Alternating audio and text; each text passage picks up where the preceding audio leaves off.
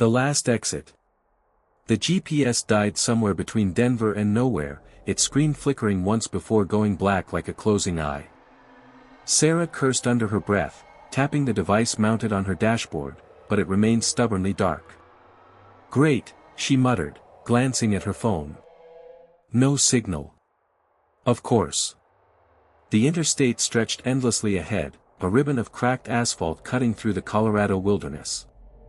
Pine trees pressed close to the road on both sides, their branches creating a tunnel of shadows despite the afternoon sun. She'd been driving for 6 hours straight, fueled by gas station coffee and the desperate need to reach her sister's wedding in Salt Lake City before tomorrow evening. Mile marker 247 flashed past. Then 248. The numbers became a hypnotic countdown to nowhere as the road began to climb into the mountains. Her Honda's engine strained against the grade, and Sarah realized she hadn't seen another car in over an hour. The fuel gauge needle hovered dangerously close to empty. Come on, she whispered, scanning the horizon for any sign of civilization. The road crested a hill, and her heart sank. Nothing but more trees, more mountains, more endless pavement disappearing into the distance. Then she saw it, a weathered green sign hanging at an odd angle. Last exit, 1 mile. Gas, food, lodging. Relief flooded through her. She'd never been so happy to see a highway sign in her life. The exit ramp curved sharply to the right, disappearing behind a stand of aspens. As Sarah took the turn, her tires crunched over something that might have been gravel or might have been broken glass. The sound made her wince. The off-ramp led to a narrow 2-lane road that seemed to have been forgotten by time. Weeds pushed up through cracks in the asphalt, and the yellow centerline had faded to barely visible ghost marks.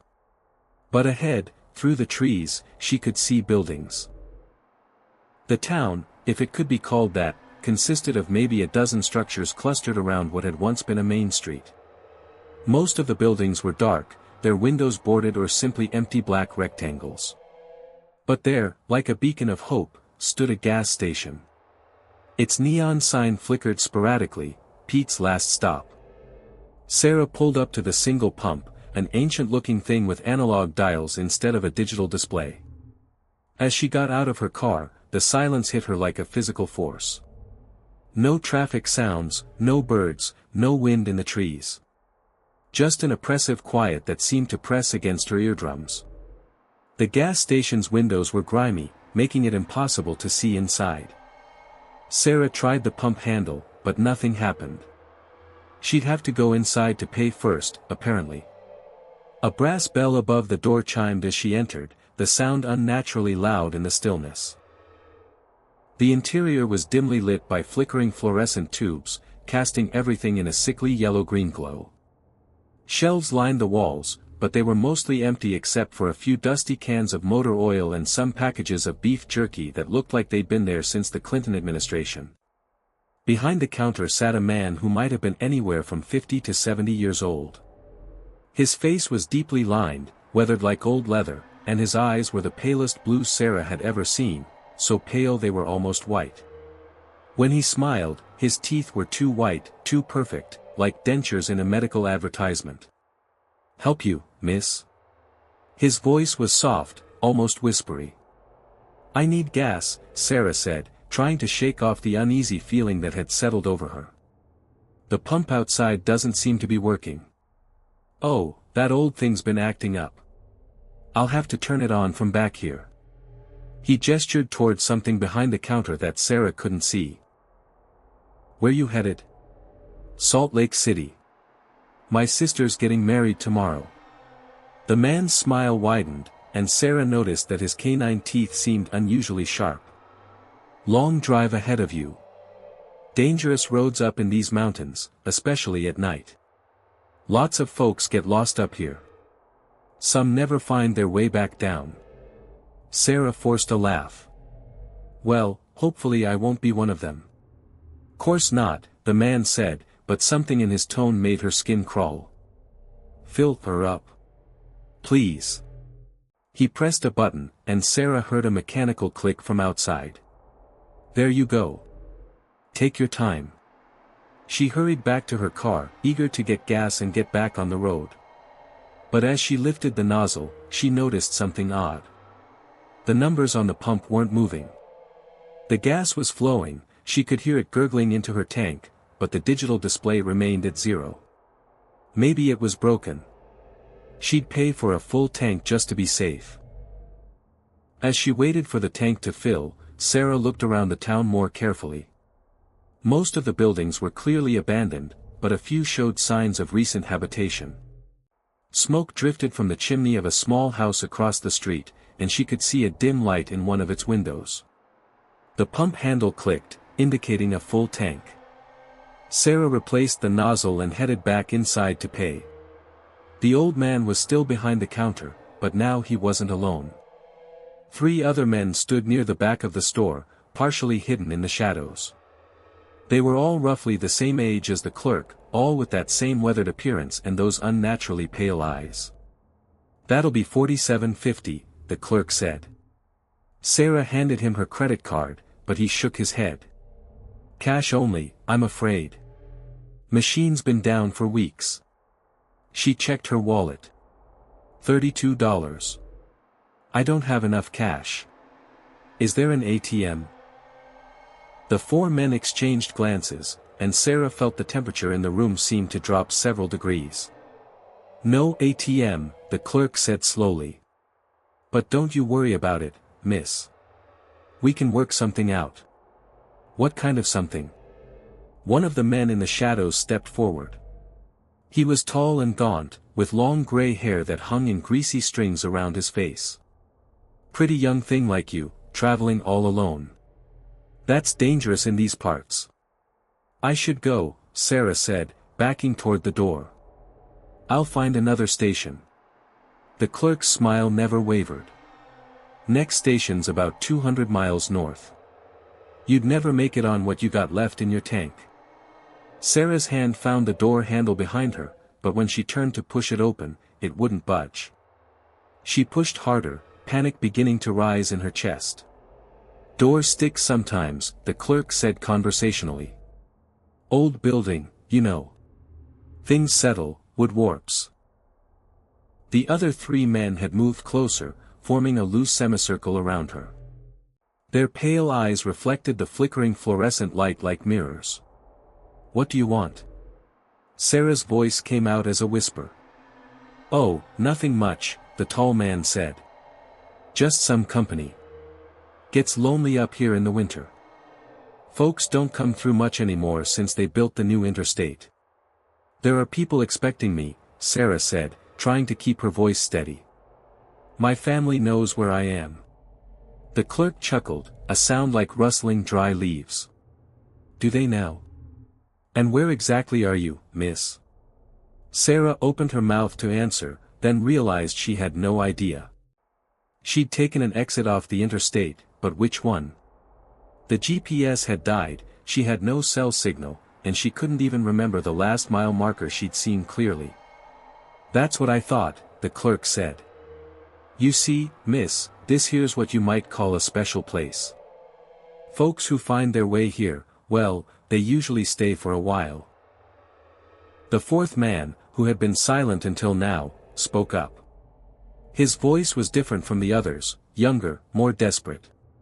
"Please," he said to Sarah. "You have to get out of here. They kept me here for 3 years before I became like them." The other 3 men turned to look at him with expressions of mild disappointment. "Now, Marcus," the clerk said patiently. "We've talked about this. You're upsetting our guest." Marcus's face was tortured with some internal struggle. "The exit," he said urgently to Sarah. "It's not always there. Only shows up when they're hungry." The tall man sighed. "Marcus is still adjusting to our little community. He gets confused sometimes." But Sarah had heard enough. She turned back to the door and threw her full weight against it. This time it flew open so suddenly that she stumbled outside, nearly falling to her knees on the cracked pavement. She ran to her car, fumbling with the keys. Behind her, She could hear the brass bell chiming as the door opened again. "Miss," the clerk called after her. "You forgot your receipt." Sarah's hands shook as she started the engine. In her rearview mirror, she could see all four men standing in the doorway of the gas station, watching her with those terrible pale eyes. She threw the car into reverse, then forward, tires squealing as she accelerated back toward the main road. The last thing she saw was Marcus breaking away from the group, running after her car, his mouth open in what might have been a scream or a warning. The road back to the interstate seemed longer than it had on the way in, full of curves and hills she didn't remember. Sarah drove as fast as she dared, checking her mirrors constantly, expecting to see headlights following her. When she finally reached the on-ramp, she nearly sobbed with relief. The interstate was exactly as she'd left it, and her fuel gauge still showed nearly empty. She must have imagined filling the tank. Stress, probably. Exhaustion. But as she merged back onto the highway, Sarah noticed something that made her blood run cold. The mile marker she passed read 247, the same number she'd seen before taking the exit. She looked in her rearview mirror, searching for the green exit sign she'd followed earlier. But there was nothing there. Just empty road stretching back into the mountains, as if the exit had never existed at all. Sarah drove through the night, running on fumes and adrenaline, until she reached the next town. At a brightly lit truck stop, she filled her tank and bought a road atlas. She spread it out on the hood of her car, searching for any mention of Pete's last stop or the cluster of buildings she'd found. According to the map, there was nothing but national forest between mile markers 240 and 260. No exits, no towns, no roads. Just wilderness. Sarah made it to her sister's wedding the next day, but she never told anyone about her stop at Pete's last stop. Who would believe her? Even she had begun to doubt what had really happened as the memory took on the hazy quality of a half-remembered dream. But sometimes, late at night when she was alone, she would think about Marcus and the desperate look in his eyes. She would wonder how many other travelers had taken that impossible exit over the years, and how many had ever found their way back. And she would remember the clerk's words, "Folks who find their way here usually stay for a while." The wedding was beautiful. Sarah danced and laughed and celebrated her sister's happiness. But that night, as she lay in her hotel bed, she couldn't stop thinking about pale eyes and flickering neon signs. She never drove through Colorado again.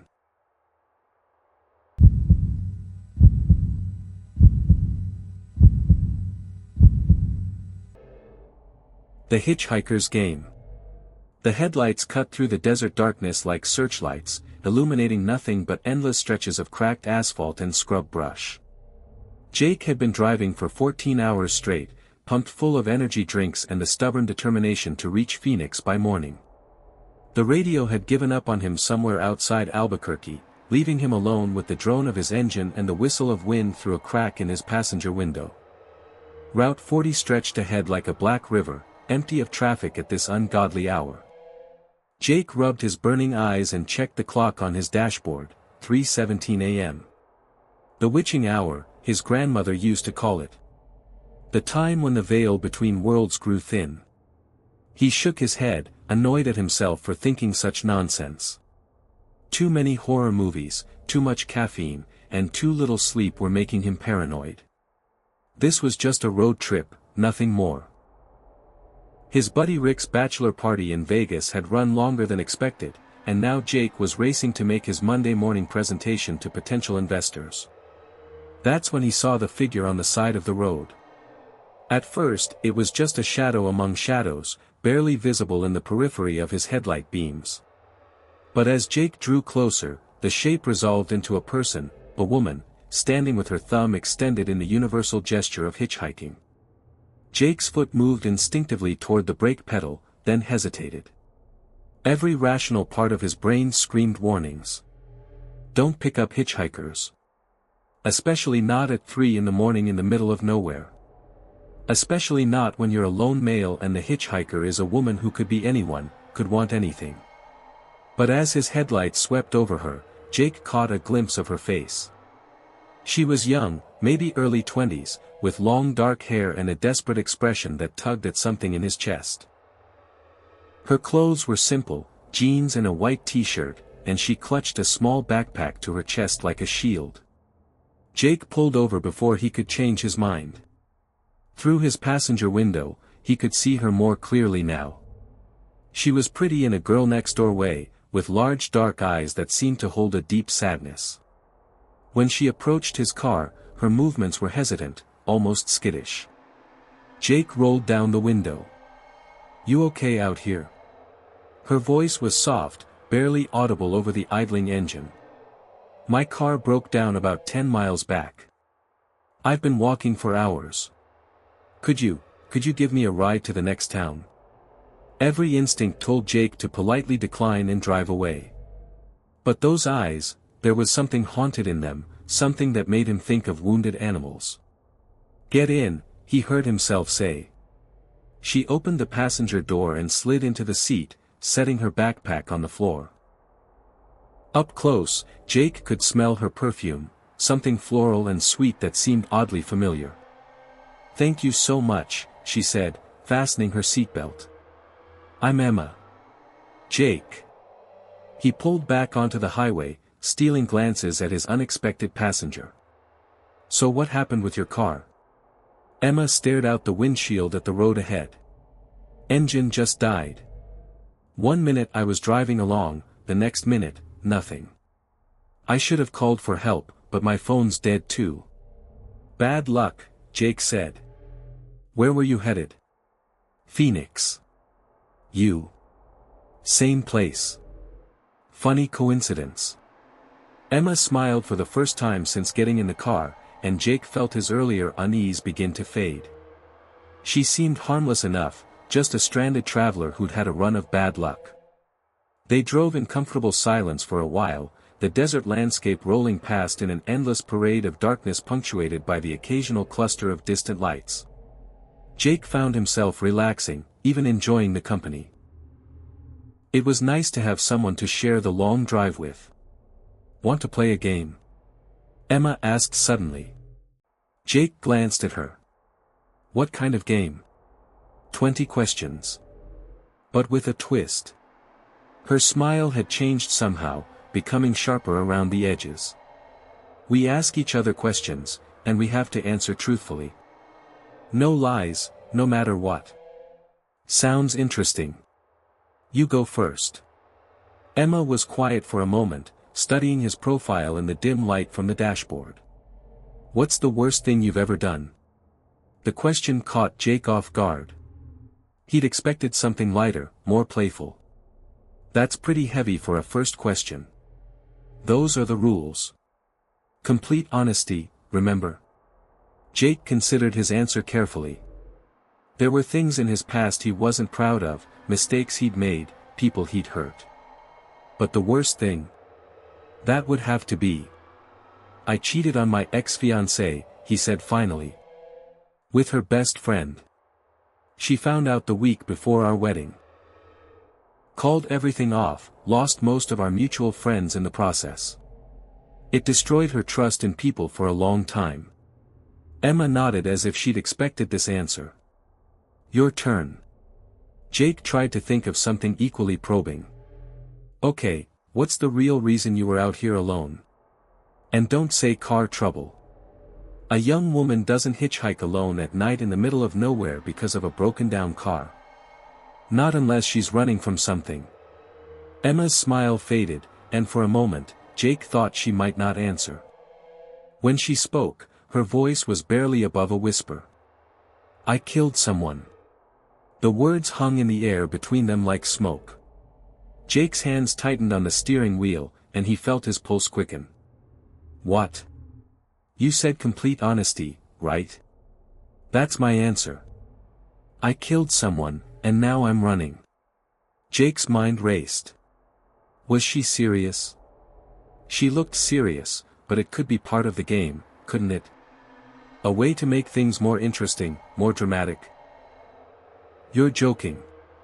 "No jokes. Those are the rules." Emma turned to face him fully, and in the green glow of the dashboard lights, her eyes looked almost black. "It was an accident, if that makes you feel better. But they're dead, and it's my fault, and now I can never go home again." Jake's mouth had gone dry. Every instinct that had warned him not to pick her up was now screaming at him to pull over and let her out.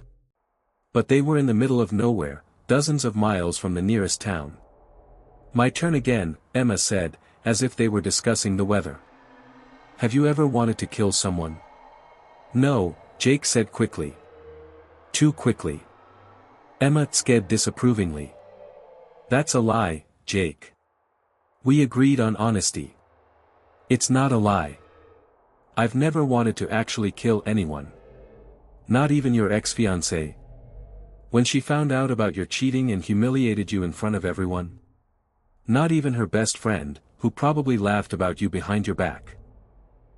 Not even the investors who turned down your last 3 business proposals and made you feel like a failure?" Jake's blood turned to ice water. "How do you know about?" "Answer the question, Jake." His hands were shaking now, but he kept driving. What choice did he have? "Yes," he whispered. "Sometimes I've thought about it. When I'm angry, when I feel like everyone's against me. But thinking about something and actually doing it are 2 different things." "Are they?" Emma reached into her backpack and pulled out something that glinted in the darkness. A knife. The blade was long and curved, designed for skinning animals. Or people. "Your turn to ask a question." Jake's voice came out as a croak. "Are you going to kill me?" Emma considered this, turning the knife over in her hands. "That depends on your next answer. Here's my question, if you could go back and change one thing about your life, what would it be?" Jake's mind went blank with terror. The knife seemed to pulse with malevolent energy in Emma's grip, and he realized that her perfume, the scent he'd found so familiar, smelled like funeral flowers. I don't know," he stammered. "Wrong answer." Emma's voice had changed, becoming deeper, more resonant. "Try again. And remember, complete honesty." The truth hit Jake like a physical blow. "I would have stayed home," he said. "I would have skipped Rick's bachelor party, skipped this whole trip. I would have stayed home and not picked you up." Emma laughed, a sound like breaking glass. "Better. But still not what I was looking for." The knife moved closer to Jake's throat, the blade cold against his skin. His vision blurred with panic, and for a moment, he thought he might pass out and send them both careening off the road. "Last chance, Jake. What would you change?" And suddenly, Jake knew. The answer had been there all along, buried under years of rationalization and self-deception. "I would have saved her," he whispered. "My sister. When we were kids, she fell through the ice on Miller's Pond. I was there, I could have helped her, but I was scared. I ran home and told my parents, but by the time they got there, it was too late. I let her die because I was a coward." The knife disappeared as suddenly as it had appeared. Emma sat back in her seat, and when Jake looked at her, she was different. Younger. Her dark hair was shorter now, her face rounder, more familiar. "Hello, Jake," she said, and her voice was the voice he remembered from childhood, before the ice and the water and the silence. "I've been waiting for you to remember." Jake's hands slipped from the steering wheel as recognition crashed over him like a wave. The car drifted toward the shoulder, but he didn't care. All he could see were those eyes, his sister's eyes, dark and patient and impossibly sad. "Sarah." The name came out as a sob. "I've been riding with people for 23 years, she said. Waiting for someone to remember. Waiting for someone to tell the truth about what happened that day. I tried to get help. I ran as fast as I could. You ran because you were scared of getting in trouble. Because you'd been told not to go near the pond, and you didn't want Mom and Dad to know you'd taken me there." Sarah's voice held no accusation, just a terrible understanding. "I know, Jake. I've always known. The car rolled to a stop on the shoulder. Jake turned off the engine and sat in a sudden silence, tears streaming down his face. "I'm sorry," he whispered. "God, Sarah, I'm so sorry. I should have tried to save you. I should have done something instead of just running away." Sarah reached out and touched his cheek with fingers that felt like ice water. "I know you are. That's why I can go now." Jake blinked, and she was gone. The passenger seat was empty except for a small puddle of water that smelled like pond scum and childhood regret. He sat there for a long time, crying for the sister he'd lost and the lie he'd lived with for more than 2 decades. When he finally started the car again, the radio crackled to life, playing a song Sarah used to love. Jake drove the rest of the way to Phoenix in silence, but he wasn't alone anymore. He carried his sister's forgiveness with him like a warm light in his chest, and for the first time in 23 years, the road ahead looked bright with possibility. The presentation went well. The investors said yes.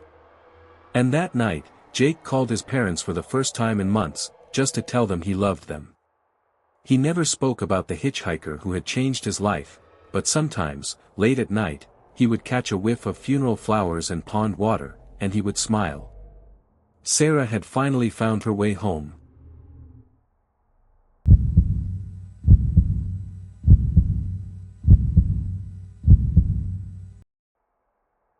The night shift. The GPS announced cheerfully that they had arrived at their destination, but all Amy could see through the windshield was an empty parking lot surrounded by pine trees. She checked the address on her phone again, then looked up at the flickering neon sign that read, "Pinewood Motor Lodge, Vacancy." "This place looks like it's from the 1970s, her boyfriend David said, pulling their Honda into a parking space near the office. "Are you sure this is where your company booked us?" Amy scrolled through her emails, double-checking the reservation details. "Yeah, it's definitely here. Maybe it just looks worse at night." They'd been driving for 12 hours from Chicago to their new life in Seattle, where Amy had landed a dream job at a tech startup. The plan had been to drive straight through, but somewhere in Montana, exhaustion had caught up with them. When Amy found this motel online with last-minute availability, it seemed like a godsend. The office was small and cramped, with wood-paneled walls and carpet that might have been orange once upon a time. Behind the desk sat a woman who looked to be in her 60s, with steel-gray hair pulled back in a tight bun and eyes that seemed too large for her gaunt face. "Checking in?" the woman asked, her voice raspy from years of cigarettes. "Yes, reservation for Wilson," Amy said, setting her credit card on the counter. The woman, her name tag read Dolores, typed slowly on an ancient computer terminal. "Room 12. That'll be one night. Just one night. We're driving to Seattle in the morning." Dolores handed over a physical key attached to a plastic diamond-shaped tag. "Checkout's at 11. Ice machine's broken, vending machine only takes exact change. Don't go wandering around outside after midnight." "Why not?" David asked. Dolores gave him a look that could have frozen water. "Just don't." Their room was exactly what Amy had expected, 2 double beds with faded floral bedspreads, a tiny bathroom with rust stains in the tub, and the lingering smell of cigarettes despite the "no smoking" sign on the door. But it was clean enough, and after 12 hours in the car, even a prison cell would have looked inviting. "At least the beds are comfortable," David said, bouncing experimentally on the mattress nearest the window. Amy was about to respond when she noticed something odd. The window faced the parking lot and the road beyond, but there were no streetlights visible, no distant glow from a nearby town. Just absolute darkness, as if the world ended at the edge of the motel property. "David, come look at this." He joined her at the window, peering through the thin curtains. "Weird. I could have sworn I saw lights when we were driving in. Maybe they turn them off after a certain time to save electricity." They settled in for the night, too tired to think much about the strangeness of their surroundings. Amy fell asleep almost immediately, but her dreams were restless, filled with the sound of car engines and voices she couldn't quite understand. She woke to the sound of David getting dressed in the dark. "What time is it?" she mumbled, squinting at the alarm clock. The red digits showed 3:33 a.m. "I'm just going to get some ice," David whispered. "Go back to sleep." Amy started to remind him that Dolores had said the ice machine was broken, but sleep was already pulling her back under. She heard the door close with a soft click, and then she was dreaming again. The next time she woke, pale morning light was filtering through the curtains. She reached for David, but his side of the bed was empty and cold. "David," she called out, sitting up. No answer. The bathroom door was open, and she could see it was empty. David's clothes were still folded on the chair where he'd left them, his phone still charging on the nightstand. But he was nowhere to be found. Amy threw on her clothes and rushed outside. Their car was still in the parking space, but there was no sign of David.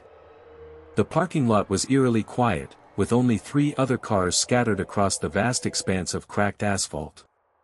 She hurried to the office, her heart pounding. Dolores was still behind the desk, looking exactly as she had the night before, as if she hadn't moved in 8 hours. "My boyfriend is missing," Amy said breathlessly. "He went out around 3:30 this morning to get ice, and he never came back." Dolores looked at her with those unnaturally large eyes. "Ice machine's been broken for years. I told you that yesterday." "I know, but he went out anyway." "Did you see him? Did anyone come through here?" "Nobody comes through here after midnight. I told you not to go wandering around." Amy felt a chill that had nothing to do with the morning air. "What did you mean by that? What happens after midnight?" Dolores was quiet for a long moment, studying Amy's face. Then she reached under the counter and pulled out a thick ledger book, its pages yellow with age. "What's your boyfriend's name?"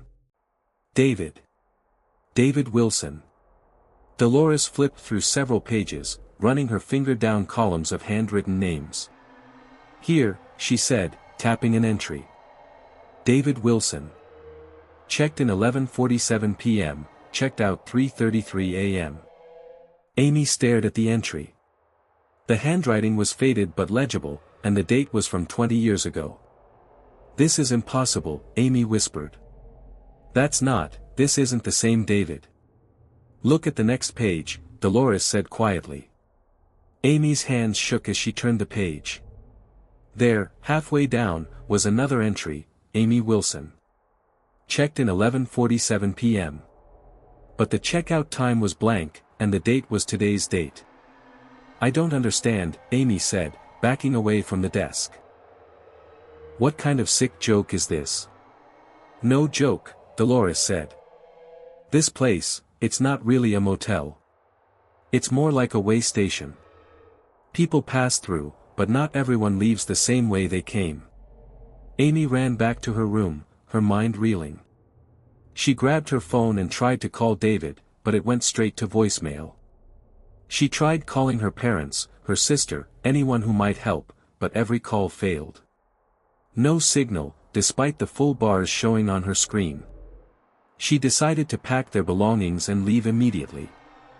Whatever was happening here, she wanted nothing more to do with it. But when she went to start the car, the engine wouldn't turn over. The dashboard lights came on, the radio worked, but the engine was completely dead. Amy popped the hood and stared at the engine bay. She wasn't a mechanic, but even she could see that something was wrong. Several key components were missing, the alternator, the battery cables, parts she was pretty sure hadn't been missing the night before. She walked to the other cars in the parking lot. A blue sedan, a red pickup truck, and a white SUV. All of them had their hoods slightly ajar, and when she looked inside, she found the same thing, missing parts, disabled engines, cars that would never run again. The sun was getting higher now, but instead of bringing warmth and comfort, the daylight only made everything seem more surreal. The landscape around the motel looked wrong in the full light of day. The pine trees were too uniform, too perfectly spaced. The road that had brought them here the night before seemed to fade into nothingness just a few hundred yards in either direction. Amy went back to the office, but Dolores was gone. The desk was empty, the computer terminal dark. Even the guest ledger had disappeared. She tried the door behind the desk, thinking maybe Dolores had just stepped into a back room, but it was locked. Actually, it was more than locked. When Amy looked closely, she realized there was no door handle at all, just a painted outline on the wall. Panic was setting in now, that deep, primal fear that comes when the rational world stops making sense. Amy ran from room to room in the motel, pounding on doors, shouting for help. But every door was locked, every window dark. Finally, she tried room 7, and the door swung open at her touch. The room was identical to hers, same faded bedspread, same rust-stained bathroom, same lingering smell of cigarettes. But there were personal belongings scattered around, a suitcase, men's clothes, a wallet on the nightstand. Amy picked up the wallet with trembling hands. The driver's license inside showed a man named Robert Chin, age 34, from Sacramento. The photo looked recent, but the expiration date was 15 years ago. She opened the suitcase and found more clothes, all neatly folded, all looking as if they'd been packed yesterday. At the bottom was a road atlas, and tucked inside the front cover was a handwritten note: "If you're reading this, you're probably trapped here too. My name is Robert, and I've been trying to find a way out for I don't know how long. Time doesn't work the same way here. Don't trust Dolores. Don't go outside after midnight. And whatever you do, don't look in room 13. Amy's blood turned to ice. She hadn't noticed a room 13, but now that she thought about it, she realized the room numbers went from 12 to 14. She walked outside and counted the doors again. 12 rooms total, numbered 1 through 12, but there was clearly space for a 13th room at the end of the row. As she stood there staring at the blank wall where room 13 should have been, she heard a sound that made her heart stop, the crunch of gravel under footsteps. Someone was walking across the parking lot. Amy turned around and saw David approaching, but something was wrong with him. His movements were too stiff, too mechanical, like a marionette being controlled by an inexperienced puppeteer. His eyes were completely black, and when he smiled, she could see that his teeth had been filed to sharp points. "Amy," he said, his voice hollow and echoing. "I've been looking for you." She backed away, her hands pressed against the wall. "You're not David. What did you do with David?" "I am David," the thing said, still smiling that horrible smile. "I went for ice, remember? But I found something much more interesting." It reached out with one hand, and Amy could see that its fingernails had grown into long, curved claws. "Come with me, Amy. Come see what I found." Amy ran.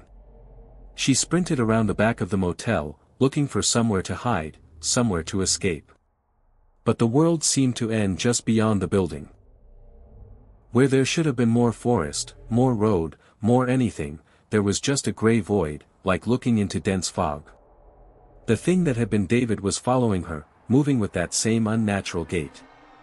"You can't run forever, Amy. This place doesn't go anywhere. It just goes around and around and around." Amy found herself back at the front of the motel, no closer to escape than when she'd started. In desperation, she tried the office door again, and this time it opened. Dolores was back behind the desk, but she looked different now. Younger, somehow, with bright eyes and a cruel smile. "Having trouble with your boyfriend?" she asked sweetly. "What is this place?" Amy demanded. "What did you do to David?" "This place is whatever it needs to be," Dolores said. "A motel, a rest stop, a final destination. As for David, well, he made a choice. He could have stayed in his room, safe and sound, but he decided to go exploring after midnight. That never ends well. I want to leave. I want to go home." "Oh, honey," Dolores said, her smile widening to show teeth that were far too sharp. "This is your home now. Has been for 20 years, ever since you and David first checked in. Time's just a little flexible around here. Amy looked down at her hands and saw that they were translucent, like old photographs. Her clothes were faded and worn, as if she'd been wearing them for decades. "No," she whispered. "This isn't real. This is just a nightmare." "Real, nightmare, what's the difference?" Dolores asked. "You're here, aren't you? And you'll keep being here, over and over and over again. Just like Robert in room 7, just like all the others. The only question is, do you want to remember, or would you prefer to forget?" Amy closed her eyes, trying to wake up, trying to remember how she'd gotten here, trying to remember anything from before the motel. But the memories were slipping away like water through her fingers. When she opened her eyes again, she was standing behind the front desk, wearing a name tag that read Amy. Dolores was gone, and sitting across from her was a young couple who looked tired and road-weary. "Checking in?" Amy heard herself ask, her voice raspy from years of cigarettes she didn't remember smoking.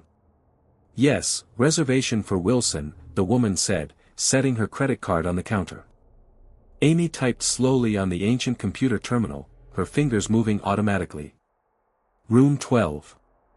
That'll be one night. Just one night. We're driving to Seattle in the morning." Amy handed over the key, the plastic diamond-shaped tag familiar in her palm. "Checkout's at 11. Ice machine's broken, vending machine only takes exact change. Don't go wandering around outside after midnight." "Why not?" the man asked. Amy looked at him with eyes that had seen too much, remembered too little, and repeated the words that someone had once said to her, in a time she could no longer recall. "Just don't."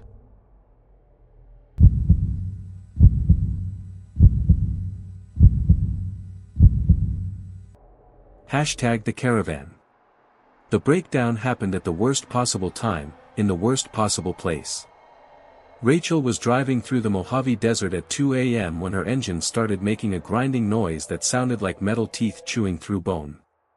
She managed to coast to the shoulder before the car died completely, leaving her stranded on a desolate stretch of Highway 95 with nothing but sand and scrub brush stretching to the horizon in every direction. She tried her phone first, but there was no signal. Then she tried the emergency roadside assistance button in her car, but the system couldn't locate her position. The GPS had been acting strangely for the past hour, showing her location as a blank spot on the map with no roads or landmarks marked. Rachel sat in her car for 20 minutes, hoping another driver would come along, but the highway remained empty. The silence was absolute, no wind, no insects, no distant traffic.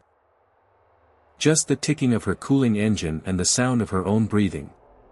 Finally, she saw headlights approaching from the south. Relief flooded through her as she got out and waved her arms, flagging down what looked like a large RV. The vehicle slowed and pulled over behind her car, its engine rumbling like a sleeping dragon. The RV was massive, one of those luxury models that cost more than most people's houses. It was painted a deep maroon color that looked almost black in the darkness, with tinted windows that revealed nothing of the interior. As Rachel approached the driver's side, she noticed something odd. There were no license plates, just empty brackets where they should have been. The window rolled down with a soft electric whir, revealing a man in his 60s with silver hair and kind eyes. He was wearing an expensive-looking polo shirt, and a gold wedding ring caught the light as he rested his hand on the door frame. "Car trouble?" he asked, his voice warm with concern. "Engine died," Rachel said. "I don't suppose you have cell service?" "I need to call for help." The man shook his head sympathetically. "Dead zone out here. But listen, we can't just leave you stranded. Why don't you ride with us to the next town? There's a mechanic there who can come back for your car in the morning."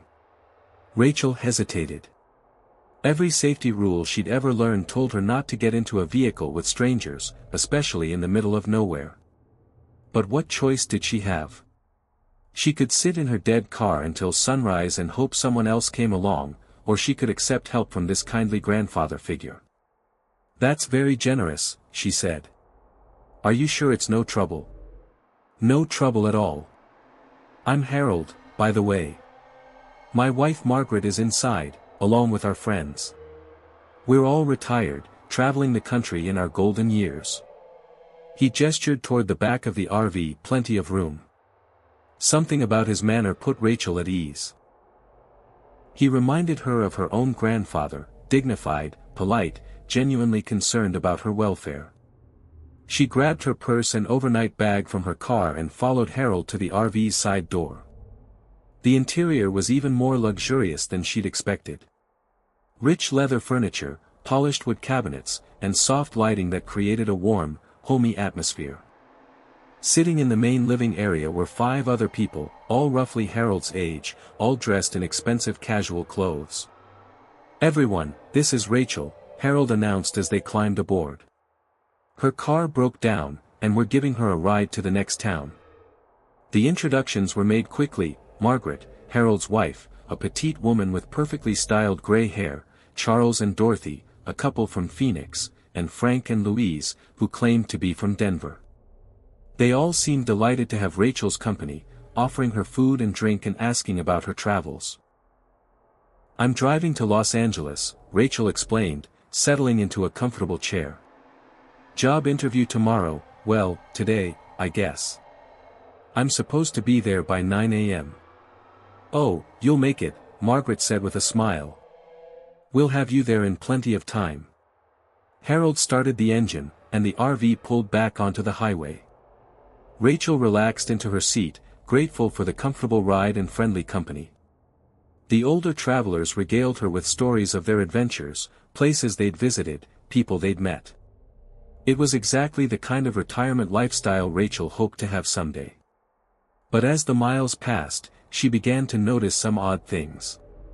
First, there were no other vehicles on the road. They'd been driving for over an hour, and Rachel hadn't seen a single car going in either direction. For a major highway, that seemed strange, even at this hour. Second, the landscape outside never seemed to change. Every time she glanced out the window, she saw the same scrub brush, the same distant mountains, the same empty wasteland. It was as if they were driving in place. Third, and most disturbing, her new companions kept saying things that didn't quite make sense. Charles mentioned visiting Disneyland, before the troubles, but wouldn't elaborate on what troubles he meant. Dorothy talked about their collection, but got vague when Rachel asked what they collected. And Frank kept checking his watch with an expression of anticipation, as if he were waiting for something specific to happen. "How much further to the next town?" Rachel asked Harold. "Oh, not far now," he replied, but his eyes in the rearview mirror looked different somehow. "Colder. We should be there soon." Rachel tried to check the time on her phone, but the display showed impossible numbers, 25:73 a.m. The date was listed as February 30th, which didn't exist. When she tried to turn the phone off and on again, it wouldn't respond at all. "Is anyone else's phone acting weird?" she asked. The 6 older travelers exchanged glances.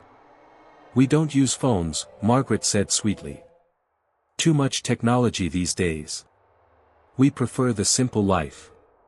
That's when Rachel noticed that none of them had phones, tablets, or any electronic devices. In fact, now that she looked more carefully, she couldn't see any modern technology in the RV at all. No GPS, no satellite radio, no digital displays. Even the appliances looked like they were from the 1980s. "What year is it?" Rachel asked suddenly. The question seemed to surprise them. Harold's hands tightened on the steering wheel. "What do you mean?" "I mean, what year do you think it is right now?" Silence fell over the RV. The only sound was the rumble of the engine and the whisper of tires on asphalt.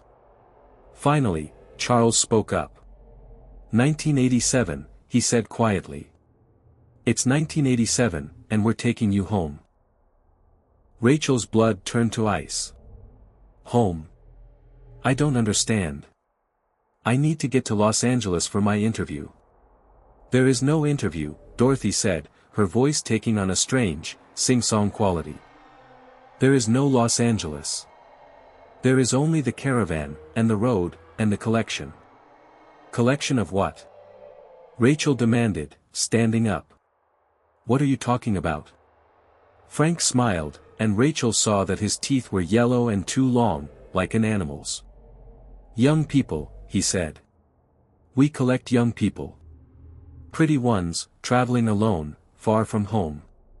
Rachel lunged for the door, but Louise grabbed her wrist with surprising strength. The old woman's fingers felt like ice, and when Rachel looked down, she saw that Louise's hand was translucent, like old glass. You can't leave, Louise whispered. No one ever leaves the caravan. Rachel pulled free and stumbled backward, her mind reeling. You're all dead, aren't you? You're ghosts. Not ghosts exactly, Harold said, still driving steadily through the unchanging landscape. More like echoes. We died in 1987, all of us, in a terrible accident on this very stretch of highway. Our RV caught fire, and we burned alive. But somehow, we never moved on. We just kept driving, kept looking for company. The fire was so lonely, Margaret added sadly. Dying alone is the worst thing that can happen to a person. So we decided we wouldn't be alone anymore. Rachel looked around frantically for another way out, but the RV's windows were now sealed shut, and the walls seemed to be growing closer together. What do you want with me? We want you to join us, Charles said. Permanently. We've been collecting travelers for 37 years now. Young people like you, people with their whole lives ahead of them. We keep them with us, and they keep us company. Where are they? Rachel asked. Where are all these people you've collected? Dorothy pointed toward the back of the RV, where a narrow hallway led to what Rachel had assumed were bedrooms. But now she could see that the hallway stretched much further than should have been possible, disappearing into shadows that seemed to move and writhe. And from those shadows came sounds, whispers, sobs, desperate pleas for help. They're all there, Frank said proudly. Every single one. Some have been with us for decades now. They've learned to accept their new life, their new family. You're insane, Rachel breathed. I won't do it. I won't join your collection. Harold chuckled, a sound like rustling leaves. You don't have a choice, my dear. Look outside. Rachel looked out the window and gasped. They were no longer on a highway. Instead, the RV was driving through what looked like a graveyard, rows and rows of headstones stretching to the horizon, with dead trees reaching skeletal branches toward a starless sky. Welcome to our world, Margaret said. Time doesn't work the same way here. Neither does space, or physics, or any of the rules you're used to. Here, we make the rules. The RV came to a stop beside a massive mausoleum that Rachel was certain hadn't been there a moment before. Harold turned off the engine, and the sudden silence was deafening. Come along, Louise said, standing up. Time to meet your new family. The side door opened, revealing not the desert highway Rachel remembered, but a set of stone steps leading down into darkness. Cold air flowed up from the depths, carrying with it the smell of earth and decay. I won't go, Rachel said, backing against the wall. You can't make me. Actually, we can, Charles said. He raised his hand, and Rachel felt an invisible force pushing her toward the door. Her feet moved against her will, carrying her down the stone steps. The underground chamber was vast, its walls lined with alcoves like the ones in ancient catacombs. But instead of bones, each alcove contained a person, dozens of them, maybe hundreds, all standing perfectly still with their eyes closed. They were all young, all dressed in clothes from different eras. Some wore 1980s styles, others looked like they were from the 90s, 2000s, 2010s. All of them were perfectly preserved, as if time had stopped the moment they'd been brought here. Beautiful, isn't it? Harold said, joining Rachel at the bottom of the steps. Our collection. Each one unique, each one special. Rachel tried to run, but her legs wouldn't obey her commands. The invisible force was stronger now, pulling her toward an empty alcove near the back of the chamber. Please, she whispered. I have a family. People who will miss me. They'll forget, Margaret said gently. Everyone forgets, eventually. And you'll have a new family now. Us. Forever and ever and ever. Rachel felt herself being positioned in the alcove, her body becoming rigid as some supernatural force took hold of her muscles. Her eyes were closing against her will, her breathing slowing to almost nothing.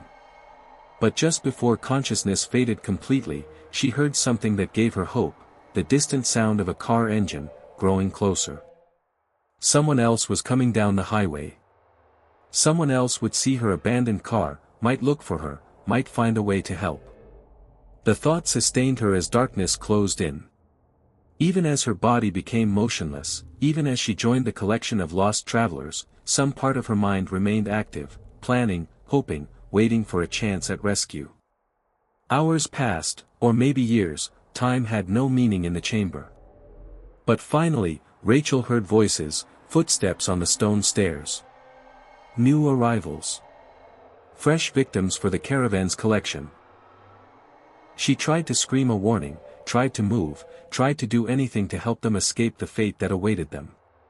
But her body remained frozen, her voice silent. All she could do was listen as Harold's warm, grandfatherly voice echoed through the chamber. Car trouble. We can't just leave you stranded. Why don't you ride with us to the next town? And the cycle began again. Somewhere in the darkness, Rachel wept tears that would never fall, screaming warnings that would never be heard, as the caravan claimed another victim for its eternal collection.